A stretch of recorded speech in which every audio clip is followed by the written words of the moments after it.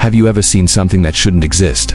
Something that feels like it belongs to another world? Tonight I'm going to tell you about one of the strangest and most unsettling real stories ever whispered about.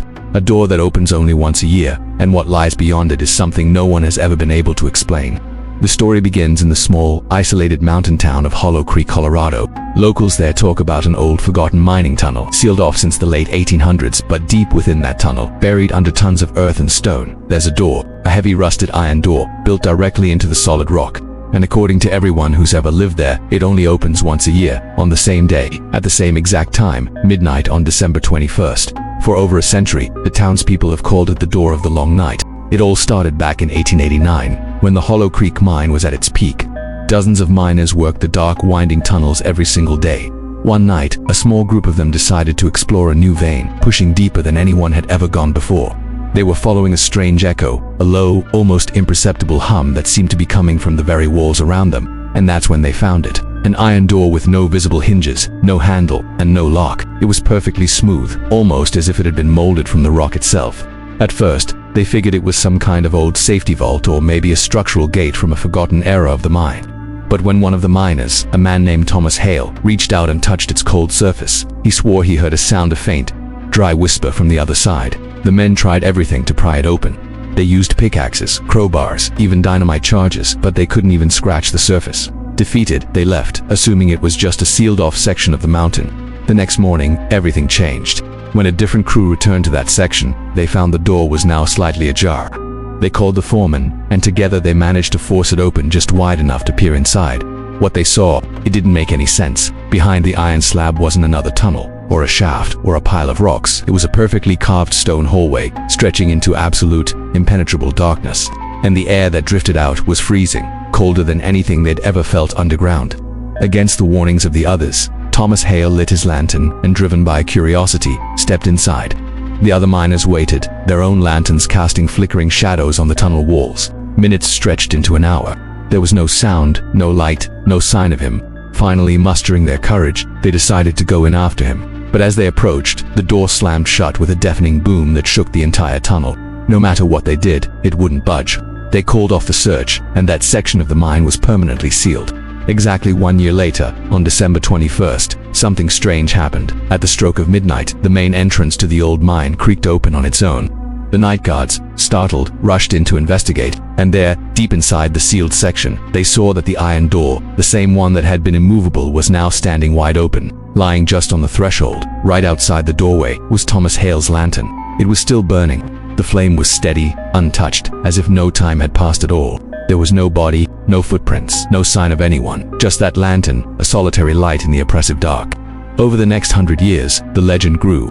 Every December 21st, people claimed to see the same bizarre phenomenon. The door would open for exactly 1 hour, then slam shut. Sometimes, old miners who had long since retired would make the pilgrimage to the mine, just to prove to themselves that what they saw all those years ago was real. And though no one ever dared to go inside again, they always reported hearing the same sound, low, echoing footsteps, slowly approaching from the darkness beyond the door, only to fade away as the hour passed. By 1960, the mine was officially condemned and sealed off for good by the state. But that didn't stop thrill seekers and paranormal enthusiasts from breaking in, determined to witness the phenomenon for themselves. One of those people was a geology student from Boulder named Emily Vargas. She had heard the legend growing up in a nearby town and decided to document it for her university research paper. In 1984, on the night of December 21st, Emily and two friends snuck into the old, dilapidated mine. They were well equipped with cameras, powerful flashlights, and a portable audio recorder. They navigated the treacherous, collapsing tunnels and reached the sealed area at 11:45 p.m. Everything was eerily quiet. Thick dust hung in the air, and the tunnel walls dripped with cold, stale water. Then, right at midnight, the ground beneath them began to tremble, and the iron door, motionless for decades, slowly shifted open. Emily described the moment later in a journal that was recovered. She wrote, "It was like the metal was breathing. The air turned colder than ice. We could hear something moving. A slow, steady, dragging sound, getting closer." Her friends, terrified, begged her to leave, but Emily was determined.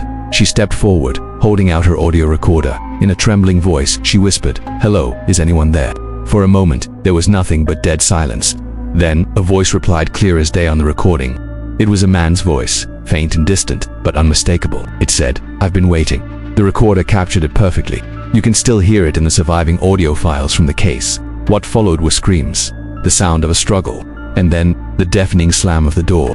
2 days later, rescue teams found only one of Emily's friends, huddled near the mine entrance, unconscious and suffering from severe hypothermia.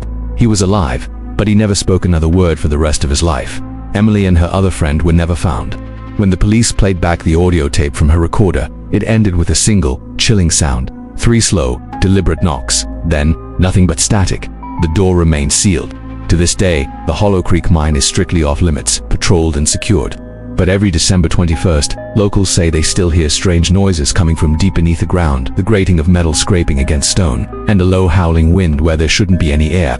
Some even claim to see a faint flickering light under the old, boarded-up mine shaft, like a single lantern swaying back and forth in the dark. The legend holds that the door opens for just 1 hour each year, and whoever is brave or foolish enough to step through it never comes back. But sometimes, people swear they can hear them whispering on the other side, voices trapped in that cold stone hallway, calling out for help. And if you ever find yourself near Hollow Creek on the longest night of the year, and you listen closely enough at midnight, you might just hear someone whisper your name. Thanks for watching.